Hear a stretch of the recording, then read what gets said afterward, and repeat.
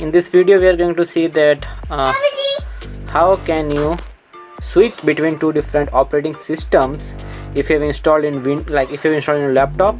So I have installed Ubuntu and Windows operating system in my laptop. So how to switch that? So now, as you can see right now, this is a Windows operating system. Now let's restart that. And now if I'm going to restart this this laptop, and if I want to switch from Windows to next operating system which I have installed, let's say Ubuntu I have. So for that, what I need to do, it is restarting, and now just press this F12 key.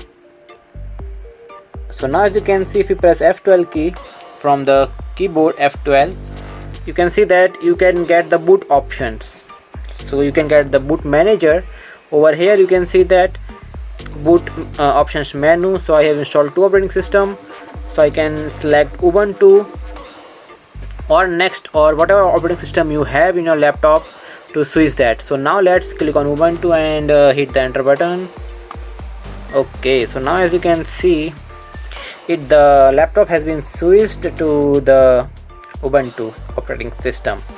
So in this way, using the F12 key that can provide you the boot manager, you can switch the operating system. Okay, so that's all. Thank you.